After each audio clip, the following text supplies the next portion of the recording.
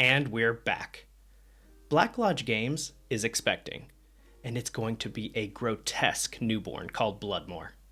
This surreal horror setting designed for Shadowdark RPG is hitting Kickstarter very soon, and we're diving deep with the creators on its dark secrets and wild creative process.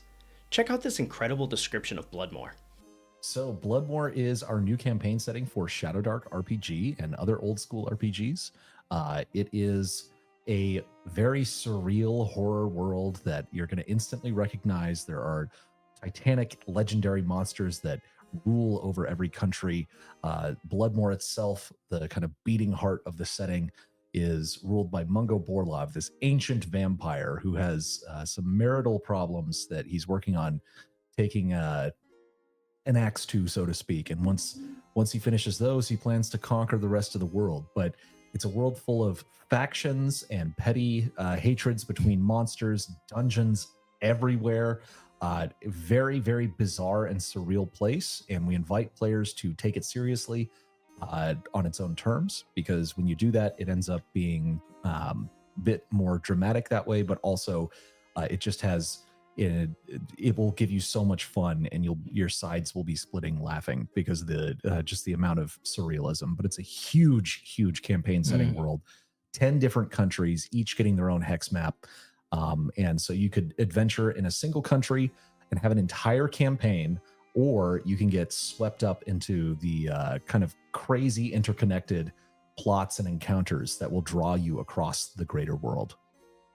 Yeah, I can tell you that my players won't take it seriously, but they're still going to care about all the characters. Yeah, they're going to love it anyway. Nice. So I was looking at the map, and there's a lot of potential here for Bronstein. Oh yeah. And so you're making 10 different faction leaders. I've actually used Mungo Borlov at the table. He's nice, insanely powerful, way too powerful for everybody. Like he just shredded everybody. Yeah. He only left them alive because he likes to play with them. He's Right. like, I'll drink with you later. You're doing it right. So I want to know, like, are you going to be doing like 10 legendary monsters like Mungo? Oh yeah. Yeah. Yep. Many of them used to be his vassals, and they've become a little uppity in his absence. Yep. And so they've all kind of carved out their own countries. It's now, they've got their own lands and their own designs, and they've grown in power quite a bit since he was gone. So they're on better footing. But Mungo is older and meaner and stronger than most of them. But there's a ton of potential there. The land of Gorgavale, which is this kind of like heavy metal album cover land, where this mad lich rules over this.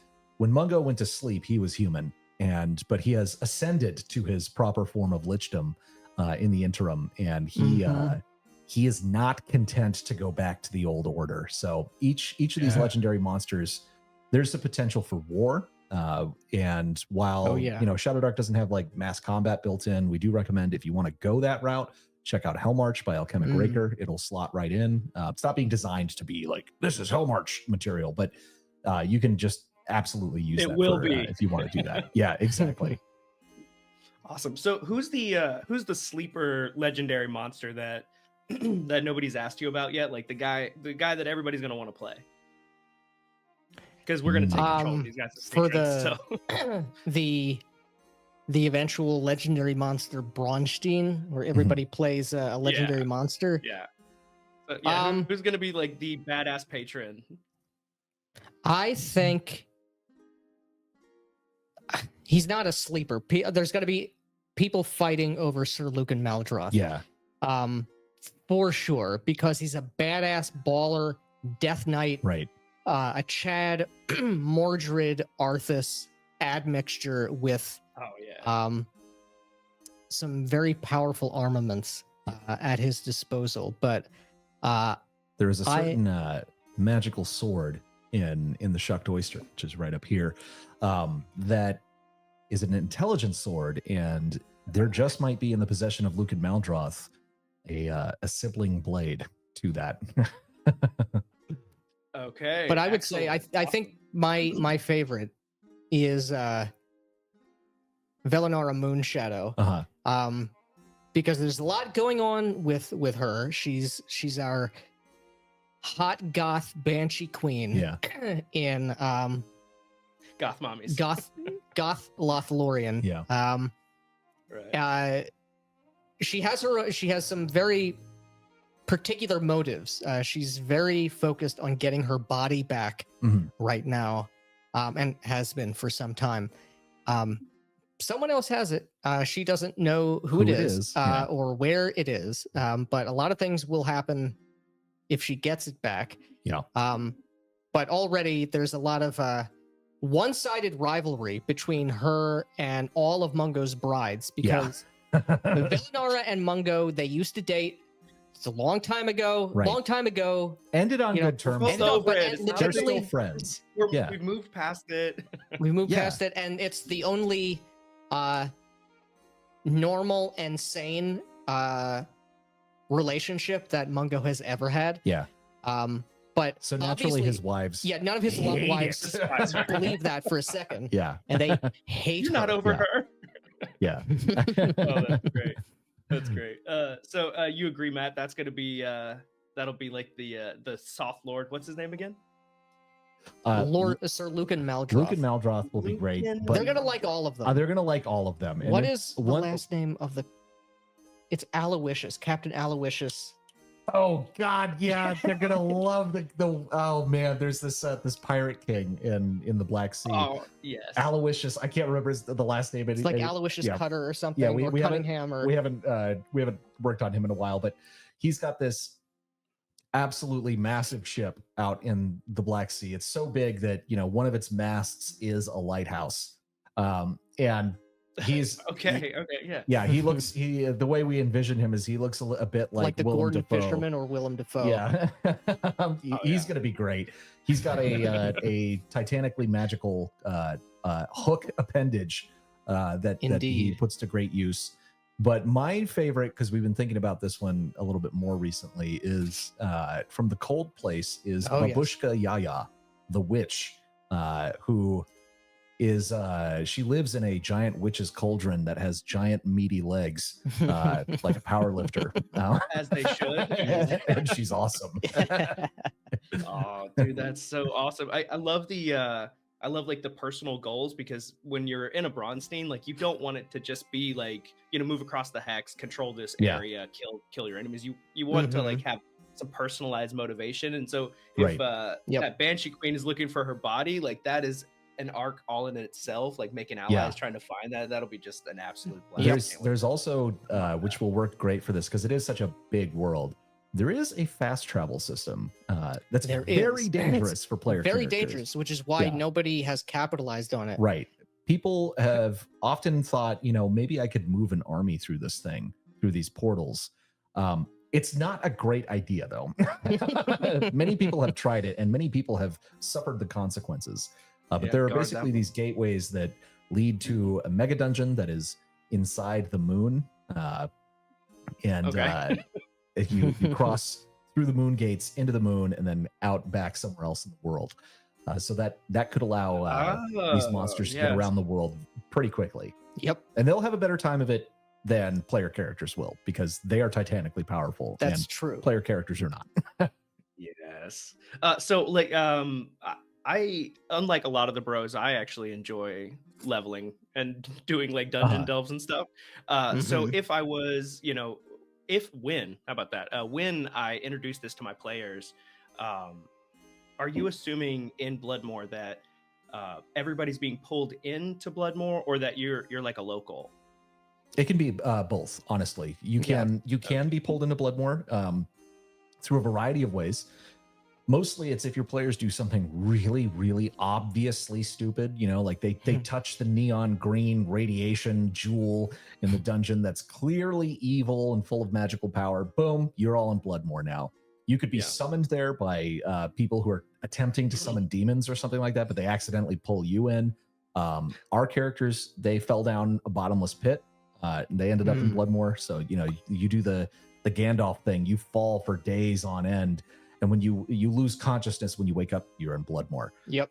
But you can also be a local, and we have several new playable ancestries that are native to Bloodmoor. We have both the Leech Man and the Fishman. These are sort of self-descriptive. The art that we have for them is awesome by Joe Porchio, I'll show who's that. going to be doing Yeah, more. I'll show that right now.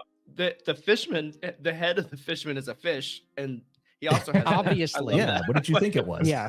What else could it be? Yeah, what else could it be? And they're the most beautiful people in Bloodmoor. Obviously. Oh, perfect. Yeah. So if let's, because I want to be like, I want to have my players start off as like locals, like they know the politics already, they know who they need to fear. Which region? So like you're building the setting, right? So this isn't going to be a campaign adventure. So which region should we get started in to really like just throw the players into like the thick of it? If you want a lot of conflict right off the bat, there's kind of two places. You could start in Goodland, because that is right on the border of Gorgavale, which is the heavy metal land, and the Moonsun Desert, which is much more of like sword and sorcery land. And there's a ton of factions. Goodland is Gaston's place. Gaston's country. Yep. Yeah, we know Gaston. Yeah, we know. Yes, Gaston. we do. Yeah, so he's got, he rides out from the Castle of Courage often. Or you could set it in the country of Wraithholm, because that borders Fleischland, Bloodmoor, Gorgavale, and Mirthgrieve. As well as containing in its southern border the Mudlands. Right, which is a highly contested area with a very potent magical resource of which everyone is fighting over. Right. The mud. The mud. The ghost mud. The ghost mud. Yeah, the mud. Ghost mud. Yes, ghost mud. Yeah. That's awesome. That's probably where we're gonna go. The Wraithholm. Yeah, because I want war eventually, because like we'll do level 10. We'll get to level 10. But while that's happening, I'll be doing battle Bronsteins. Like every couple of levels, probably whenever they get like, in every odd level, they get an attribute from their class, because we're on the table. Yep. I like to pause, do a battle Bronstein for like what's going on around them, and then they go back to like, being their players, just to keep the world shaken up, and they like PvP. So that'll probably be the that'll be perfect for that. Yeah, it will be perfect for that. And there's 10 playable factions as well. Correct. And not all of the factions get along with each other. Yeah. You can have mixed groups, and we do encourage that. Yeah, not so. This isn't a like out of the box kill on sight sort of thing. But people factions have opposing goals. Yeah, and opposing principles that drive Correct. them. Like two factions get out of the nation of Goodland.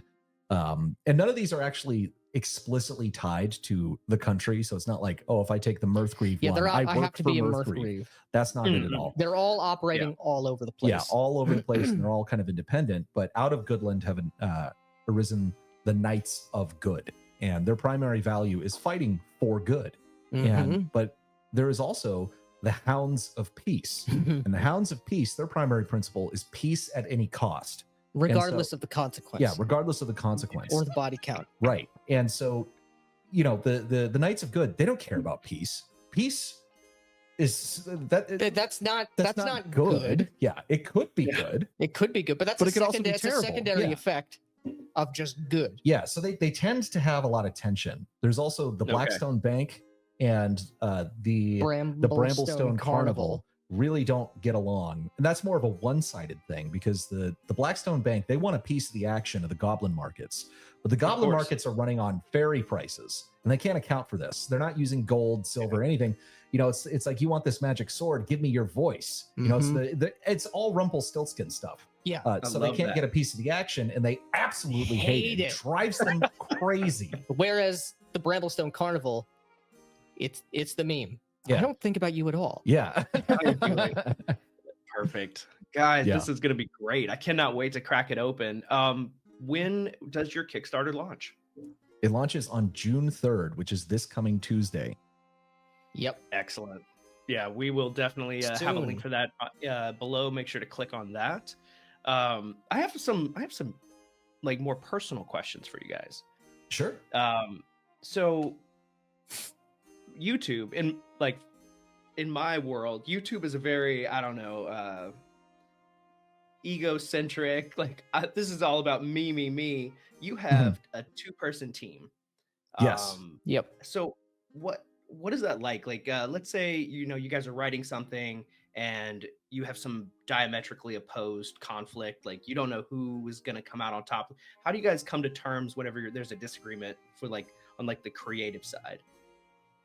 We don't really have diametrically opposed disagreements. We're on the same page, I would say, on our first principles. Yeah, and on role playing and other things as well. Right. So we don't really ever have arguments like that. We do come to points though where it's like we've been pursuing some idea and one of us might be kind of attached to it, but it's like, does this actually work? Right. Like not only does it work, but like we've had a couple of these with Shadowdark where we come up with some really cool idea and we're like, but does this fit into Shadowdark as an adventure game, or are we going too far afield of the kind of core design? And so we don't generally have to like axe those ideas entirely, but we have to think through them a lot. And so we'll kind of push back against each other on those things, but it's never like your fucking idea sucks, man. Yeah. How did you guys settle on like a 2-person team? Because I know that like Nick, you moved to Texas to like that's right, to work on the company, right? So how did you guys decide like this is something we're going to pursue? Was it just like we can't not do this, or? Well, I mean, it was just that. I mean, we've spoken elsewhere. Matt and I have been friends for many years at this point, but we had over the past few years started talking more and more and more, and for longer amounts of time on the phone about role-playing games and role-playing in general and how everybody is incorrect. Yeah. And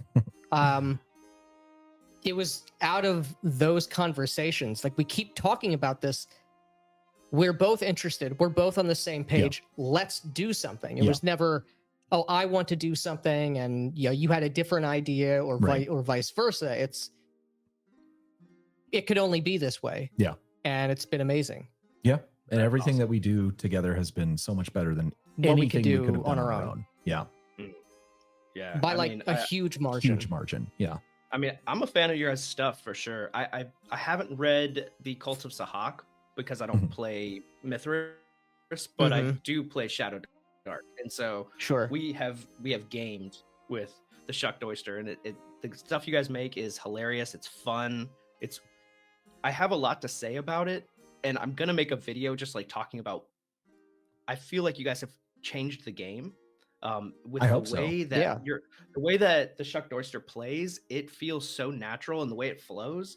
I'm pretty sure there's a lot we haven't uncovered, but it feels to me like I could play it a couple times, and the way that things connect and play together, like it's going to unfold in a different way. It's going to be different. Like, some of the NPCs are just, we haven't.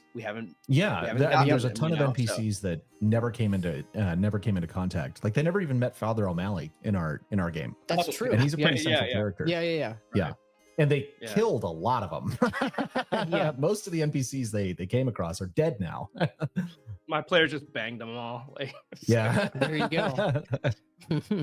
they're all degenerates, but no. I mean, I think that the way it's laid out, it feels like a spider web, and in no way did I feel like I had to include something, and I didn't feel like I had to force it into the game. It just everything comes out so naturally, like very impressive, and I'm excited to see what happens with Bloodmore. I think it's going to be awesome.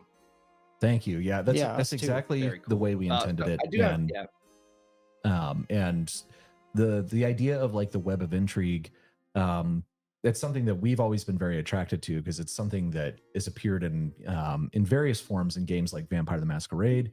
And so that was the kind of design of like how they do city books is very informative on how we design the Shucked Oyster, because it's essentially like it's a character sandbox in a way. But as we were looking back, like we looked at like the AD&D Saltmarsh modules, and even in the Saltmarsh modules, they used the words web of intrigue. So it's like it's an idea that everybody, not everybody, but it's been out there, and people kind of independently come to the conclusion that this is the way that a lot of things should be done. And so we've taken the web of intrigue from the adventure scale now up to the campaign scale. And we had, I mean, ideally both will be influential on people and will get people thinking about this. But, around the time of the Shucked Oyster, we had really tried to make this point verbally. We did a video about soap operas, the soap opera structure being a good way to do world building and think about how to game, because when you think about it that way, and when you think about character, it just makes more sense that it would be that it would work and things would play out in an engaging way, because when you're focusing on the characters from the perspective of someone within the world or from within the world itself, you cut through the sort of baggage and the distractions as pertains to gameplay, procedure, mechanics, these other things which have their place and are important, but if they're not anchored in a world that we're trying to take seriously to one degree or another, everything else really does just become arbitrary. Yeah. Right. So you have to have something real, quote unquote, for which everything else, or around which everything else orbits. All the rules, all the balance, quote unquote, all the powers, how you do character advancement. What are the stats of different monsters? Do you have morale? Do you not have morale? All of it doesn't matter if you don't have an aim and a vision to which you're trying to sort of emulate. Yeah. Yeah. Role play for me is huge. I think the only role-playing bro SR guy. I remember you guys had Jeffro on your channel, and you're like, "So who amongst you is like the role player?" And Jeffro was like, "Scudderford does a voice." I was like, "It's not a voice. It's not the voice. It's not just a voice." I gotta say, I love role play. It's super fun. Yeah. After Night Danger played in your Mothership game, he seems to be fully taking the immersion pill now. So, and he has come around on the Black Lodge Games position. He has acknowledged once and for all that immersion is real. Yeah. It's not real for some people. Yeah, it's I know. Literally a physiological incapacity for some people. But thankfully, and we always knew this was the case with Night Danger, because he's awesome and a very smart man despite being Canadian. And has very good taste. Yeah. Yeah. We forgive that. Yeah. Yeah. Yeah. In this one case. Have you guys played Mothership? No, I have not. No, I have not read it either. I'm actually not familiar with it. It's very rules light. It's very rules light. Like, it's not too complex, but man, I am obsessed with it. Yeah, I love it. Like, it's my new game. It's the only thing I want to play right now. So it's nice. Very, very fun. Yeah, for sure. So it actually got me thinking. I was like, for the first time ever, I have considered actually creating something for for role play. Yeah, absolutely, do that, man. Would it be is it going to be a Mothership like project? It would be a module. Yeah, it'd be a Mothership module. Cool, dude. Yeah, you definitely I got should to learn InDesign. Like, it's easy. Out on those. Oh man, you'll figure it out. I don't know what how old are you guys? What I mean by you'll figure it out is you'll make a bunch of mistakes and pay for it. Because that's what happened to us. Right. I'm sorry, guys. I think my connection's really bad. Like, I'm fighting the Chinese firewall right now, and like I can see that's okay. Your little warning lights going up. No, you've slowed down a couple times, but you've come back, and it's been clear the whole time. So, how old are you guys? I think we're about the same age. How old am I? I haven't thought about this in a long time. 38. Carry the one. 38. Yeah, 38. Okay. You're both 38? No, we're both 39. I will be 39. Yeah, I will be 39. Yeah. 86. Okay. Yeah. Okay, I'm 84. So I'm on this like since I turned 30. I've been on this like this I don't know, it's like a personal path to just learn everything. I'm trying to get it all. And like my biggest obstacle has definitely been around tech. I'm not a tech guy. And so like starting the YouTube channel, learning audio, editing, all this stuff, and like I feel like I can do anything now, because like you're gonna mess it up, but then like eventually you're like, okay, I got it, I know how to talk about this now, I know how to make it. So InDesign is my next project. I think I'm gonna go for Mothership. Yeah, just watch some YouTube videos. It's not complicated. Yeah, there you go. You'll figure it out. It's easier. It's easier than figuring out OBS and all this other shit. Oh well, then okay, excellent. So, do you guys use InDesign for for the Shucked Oyster and for Cults So, of the Hawk? On the Shucked Oyster, we used Affinity Affinity Publisher. Yeah. And we had some problems with that. And part of that was just one of them was an actual bug that we still have never been able to solve, and it's maddening. But there was a bunch of things where I'm very technically minded. I was a computer programmer, so there was a lot of frustration in the thing that it's like I couldn't just have things work. Like if I want to link every instance of a term, in the text, I want to be able to do that in a way that makes sense and doesn't take lots of time. And so after we did the Shucked Oyster, since we had some problems, it wasn't major problems, but they were Inconveniences that compounded. Yeah, that compounded. I decided that I was like, we're doing this programmatically now. So Colts as a Hawk was actually done through a combination of using my text editor Emacs for programming with something called org mode, which I don't suggest non-technical people try to master because it will give you brain damage. And that links into a system called LaTeX. It looks like latex. And basically that is a document programming language from a long, long time ago that is basically for creating like academic papers. That's what it started out as. But you can have it lay out anything. So Colts of the Hawk was written that way. Just we wrote the entire thing in my programming environment, and it spits out the document at the end, and it saved us so much easier, so much time, and was so much more convenient. And I had a bunch of learning that I had to do over the course of the first couple of months of writing this to actually understand how to do these things, and I had to go back and fix things that I messed up and whatnot. But it has been such a productivity enhancer for us that now it's like we can just focus on content, and then the document layout just will come together as if by magic at the end. And I mean, we're working on it as we go as well. But the major concern of fixing the little layout issues, it's like, don't care about that until the end. Get the content as awesome as possible, and then you can very quickly turn it into something very, very beautiful. And we do have our first print proof of Cults of the Hawk here, which looks so good. We're so proud of it, but we do have to do another round. Yeah. It's 8.5 by 11. It's about 50% longer than the Shucked Oyster in terms of its word count. It has a web of intrigue that is double the size of the Shucked Oyster's patrons table. And it is a far, far more serious in tone. There's nothing comedic about it. Right. But it's really the good. Evil it's so murderous good. cults. I actually printed the Shucked Oyster in 8 by 11 as well. Oh, nice. Oh, I bet that text is pretty big. It's nice, man. Like I like it's it. Nice, like, I know. For sure. Yeah. The printers in China are very easy to get to. Yeah. And it's like some people had said like, wow, the text is really big on this. And I was like, dude, I'm getting older. Like my eyes are not getting better. Like I like this. I can read. That's one of the things I liked about Shadowdark. Nice. Somebody complained that the text was too big. I was like, what are you talking about? This is great. Really nice. Yeah. No, I'm a huge fan of that text. Yeah. That's awesome. So let's do a little transition here. So how do you guys divvy up the work? Like, are you both writing, both like manually typing, like both editing and all that, or do you feel like there's some strengths that you have that maybe Nick doesn't have, or vice versa? I'm definitely more technically minded. Yeah, that's for sure. So the technical end has mostly been me, but we're working through it together at the same time. Like we sit down together and write. Yep.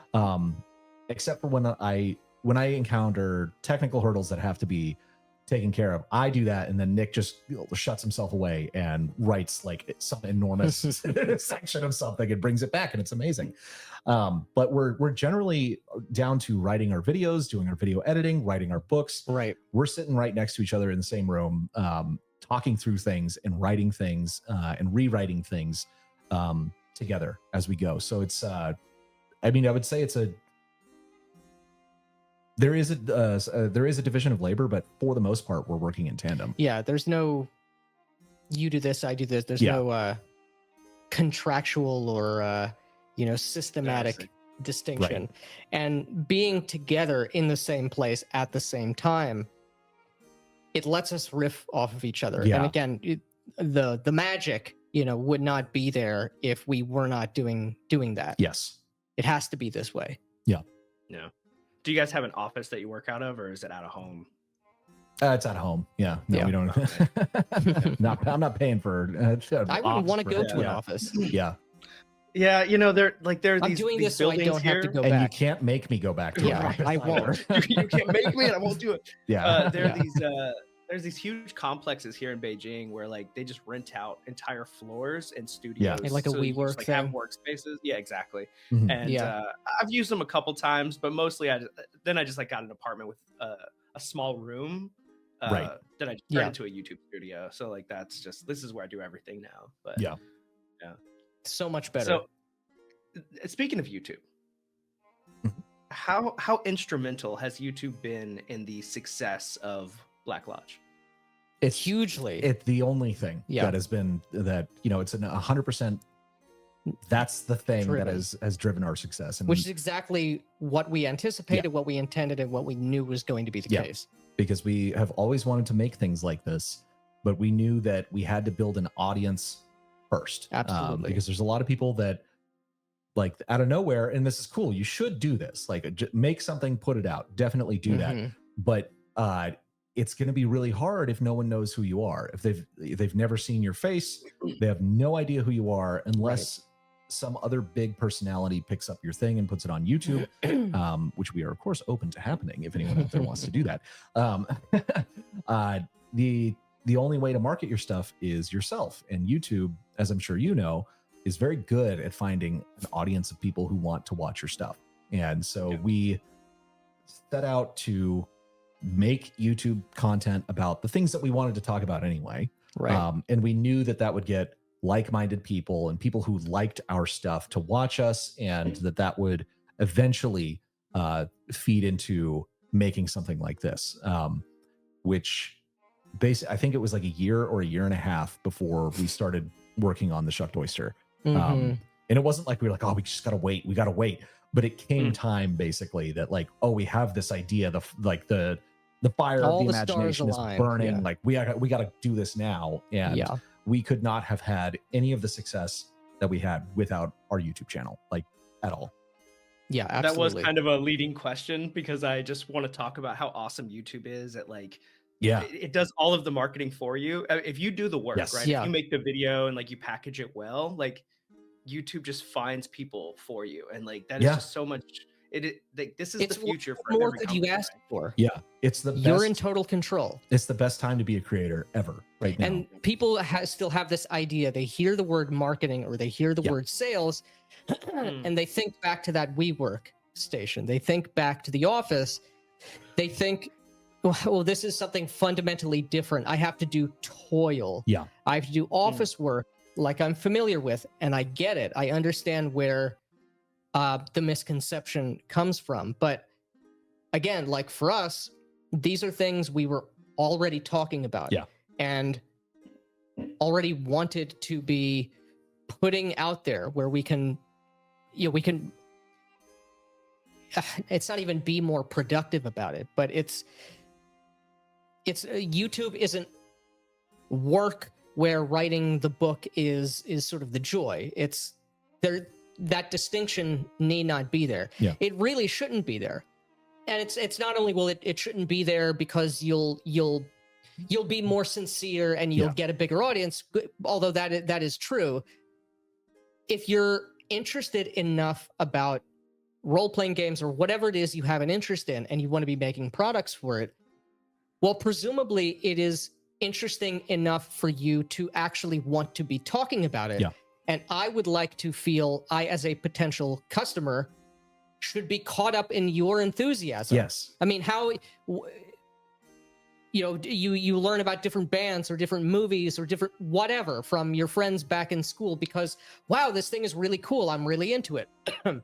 You can feel that. Yeah. And when you're talking about that stuff to an audience, it's not like you have to be, a plastic salesperson, a traveling, encyclopedia salesman. I don't know why anybody in this day and age would think that, but for some reason they do. This is no different, in large part, at the core of it. This is no different than just geeking out with other friends and like-minded people. It really is no different. when you say that, Nick, it makes me think. Do you guys are familiar with the term parasocial relationship? Yes. Yes. Yeah. So like And the we idea encourage that people like, to be in a parasocial parasocial relationship with with us. Yeah.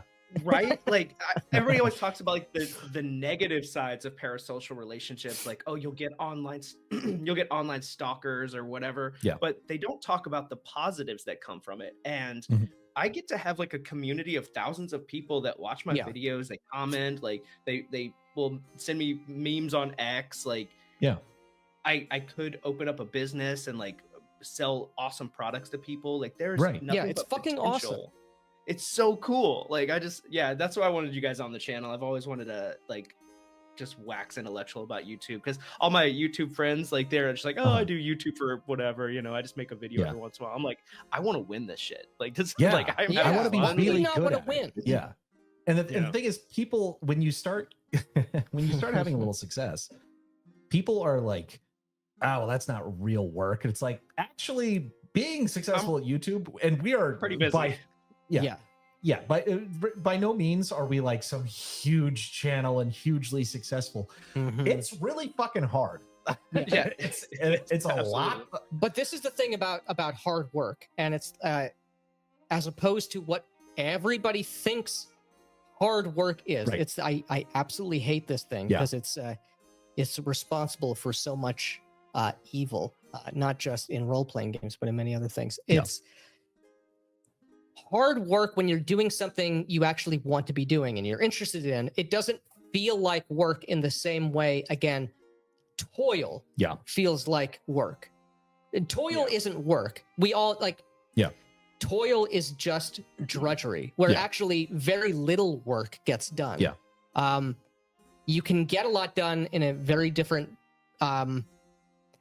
schedule or work environment, but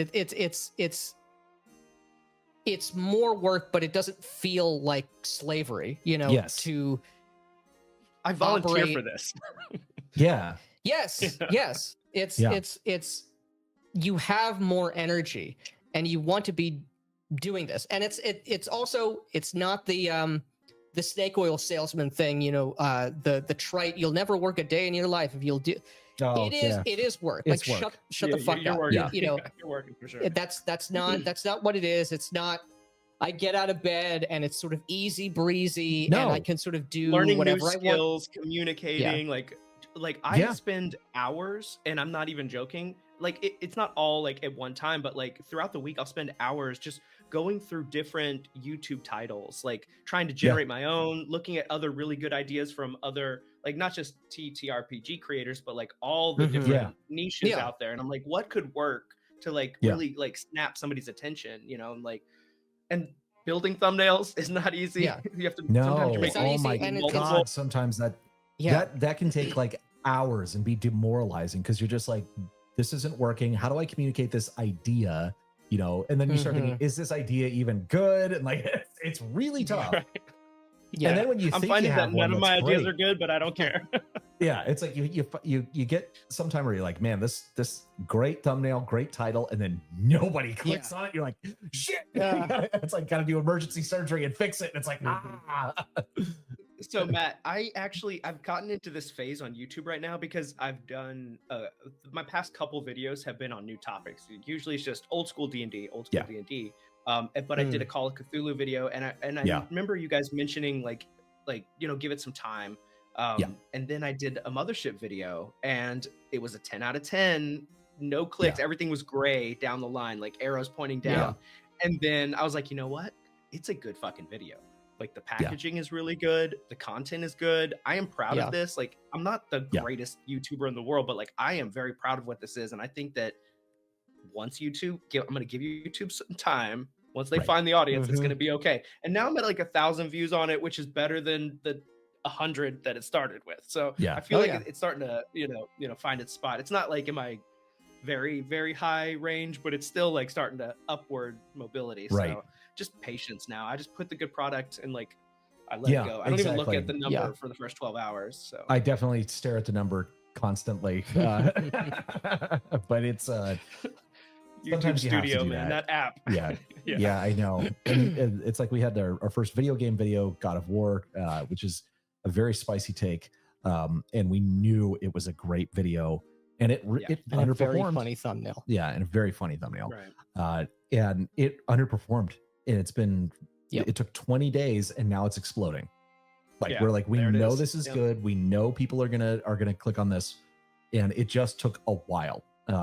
And that's actually a fairly short time, because the other ones that we've had that have like taken off later, it's been like 6 months sometimes for YouTube to find the right audience for it. So don't give up. Some videos will just flatline forever. Like we've all seen those. Sure. But you can have misses, but if you keep doing it, you will get better and better and better at it. And this is the thing, even videos that have done very well for us, that we've looked back on, that we made even just a year ago, I'm like, I would edit this completely differently now. Yes. Yeah, you just get the you get Scooty better Award and better video. and better. The Scooty Award Oh, video, really? I built that on an iPad, like just using like dragging and like with like one of those free editing software. I'm on DaVinci now, but like at the time I was just like, it is a terrible video. I can tell you how I would have re-edited that video. That would have been for us to win. Yeah. Yeah, man. Well, but it was an honor to be nominated. For sure. So what's really cool is you guys are the first guest I've ever had on my channel. I've never I've never interviewed anybody before. So well, I'm no Dundermoose, but he's a great interviewer. I'm more just he's awesome. He's great. Guy talks about OSR games. He's super fun. Yeah, he is, man. He's my buddy for sure. I do want to say thank you guys. I do owe you a lot, because I was stuck around like 900 subscribers for a little over a month, and I was making that push to get monetized, and we were on some stream, I think it was like Harmony Ginger stream or something, and you guys like spread the word, and Harmony spread the word, and between the two of you I jumped like 150 subscribers in like 2 days. Hell and yeah, so dude. And then I got like monetized, and since then like it's just been nothing but like growth, and that's been awesome. So I want to say thank you guys for of course, supporting other people. Well earned. We wouldn't have said it if we didn't mean it. We love pumping people up, and there's so many good people in our kind of circles, and guildeds and discords and YouTube and everything like that. So we try to really pump up our friends. And it's as all much as we can. It's all living proof that the sort of the RPG apocalypse, or just the YouTube apocalypse in general, there's always a YouTube apocalypse happening. My channel got shut down, blah blah blah. It's just that your shit wasn't good, and you weren't able to pivot. So get good or get out. The channel wasn't even shut down. That guy was like, they said they were going to kill my channel. It's like, but I just no, they didn't. No, they didn't. Nobody, I guarantee you, nobody said that to you. Yeah, we were watching that. We were like, right there. What does that mean? What are you talking about, bro? Yeah. So tell me a little bit about Austin. Like, how fun is that? Like, fun as hell, it feels like it's great. It seems like there's like a cultural renaissance happening over there right now. Yeah. There is. There's a lot of really, really cool people that have moved here. It's a very, very fun town. It gets really hot though. This summer so far has been very mild. Although we did have an insane hailstorm the other day. While we were on Diversity and Dragons stream. Yeah. Which was amusing because nothing actually happened. Right. But it's a very good, it's a good city to live in. I like it. It has problems. Every city has problems. Every place has problems. Yeah. Paradise doesn't exist on Earth. Yeah. I love it. Again, I moved out here before or after we had started the channel, because I had come to visit you. When it was early, maybe 2023, 8, 9, 10 months before we had started. Regardless, super taken with the city. I've lived in the Northeast all my life. I spent 2 years. As far south as I went was Richmond, Virginia. And I was looking for a way to get out of the East Coast anyway. Yeah. But it's it's a place where the soul of the US is still intact in many ways, which are sort of astonishing to a mid-Atlantic Northeasterner like myself. Yeah. But yeah, and I know it gets hot, but I would not trade it for the winters or anything. Right. I don't ever want to I experience. don't ever want to be cold. I don't want to experience sub 60-degree temperatures ever again. Yeah. Which unfortunately I still do here in the winter, but yeah, nevertheless. Yeah, I'm a Louisiana boy, so I know all about Nice. Yeah, that southern heat, man. It's yeah, hot. it's rough. So my neighbor just started drilling. Cool. Can you hear that? No. Oh, no. First good. thing in the Okay, cool. morning, Then I'd I'm love to just, see it. bro, it's the worst. Construction never stops in China because everything here is painted on. So they do like a half-ass job, and then Yeah. it Oh, like crumbles, God. and like 6 months later they got to like redo everything. I will never Yeah. buy property in China. Never. Yeah. No. Oof. I mean, I love China. China is great. Yeah. This is Yeah. amazing. The internet just cuts out. Yeah. Awesome, Oh, guys, man. man. It's been an absolute pleasure having you guys on. Oh, there was one thing I wanted to ask you about before I wrap it. I Yeah. was watching this this like YouTube advice guy, and he's like, if you like subscriber count doesn't matter. I mean, past 1,000. You know, like you could have 100,000 subscribers, but you know, you're only getting like maybe 1,000 clicks. Yeah. So what really matters is finding a core audience of about 1,000 people who will support you and show up all the time and buy your products. Have you guys gotten your 1,000 like loyal supporters? I don't think that we're to 1,000 yet. Yeah.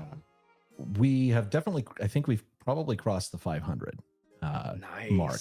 Yeah. But it's, I will say, I think subscribers, it depends on what kind of content creator you are, whether or not they matter. They don't really matter in terms of how many views you get.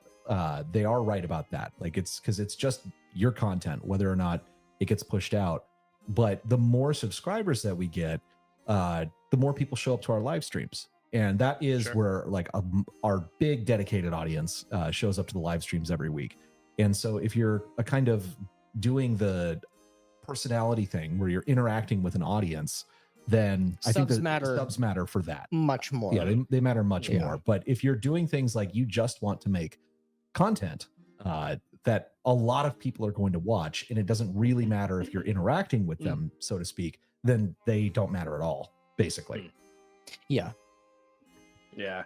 I think that there's still a lot left for me to learn, and I'm like constantly like looking back even just a couple months and be like, oh, it's so cringy, you know, but it's a growth process, you know, like you're learning all of these new skills, and I think like the journey is just as valuable as everything else. Like it's so much fun doing this that like you know, so regardless of whether or not, you know, it ever blows up, I think that like the process is important. So oh yeah, for sure. And you will get better at it over time, as long as you're trying to get better. There's a lot of people who just do the same thing over and over and over and over and over again, and they're like, why am I not growing? It's like, because you didn't do anything different. But I did it again. So they should see it this time. Yeah, exactly. So but yeah, if you're you know, generally a smart, competent person, and you have a little bit of charisma, you will just get better at it over time. And that has been the case with our channel, and we are trying to make more YouTube content. Basically, there's been a content drought from us for a while because, you know, we were writing this amazing thing right here. But we're we getting basically back into it. Nick came. He said to me, and he was completely right. He was like, we need to really get back to making videos. He's like, we've been basically saying, you know, like when we have time, he's like, we're never going to be less busy. And I was like, you're right. We never will be less busy. Yeah. Just gotta force we're it. always going to force it in. Yeah. We are writing all the time. So we just have to also be making videos all the time. Yep. Which is great. I wake up at 5 a.m. and I spend about an hour and a half doing YouTube stuff. And then I go to work. I come home. And after I get off work, I'm like, I'm eating a little food and then editing videos and like fixing scripts. Like it's a second job that I volunteer for. So yeah, that's exactly it. It was a second job. And now it's our only job. Now it's our only job, and desperately have to succeed. So we having have that no extra plan pressure. B helped. Yeah, exactly. Yeah. Well, you know what, guys? I think you guys are gonna kick off very soon. Things are gonna go very well for you. I'm excited about Bloodmore. And I want to say thank you again for coming on the channel. Thank you. Everybody, make sure to thank you so click much. on the link below. Guys, we're gonna go off, and I'm gonna be there for the rave. I was there for the Nice. first. Oh yeah, rave. everybody should jump in for Yeah. the rave, the About- traditional BLG Kickstarter rave. Right. About 15 minutes after the campaign launches, which will probably be 11 a.m. We haven't totally locked that down. We will have that time locked down on Harmony Stream. But about 15 minutes after it launches, the BLG rave will start. Hell yeah. All right, boys. Thank you for coming on. Thank you, man. Happy to be here. Thanks for watching.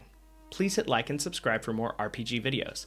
And don't forget to join the link below to be notified when Bloodmoor goes live on Kickstarter. Catch you in the next one. Bye-bye.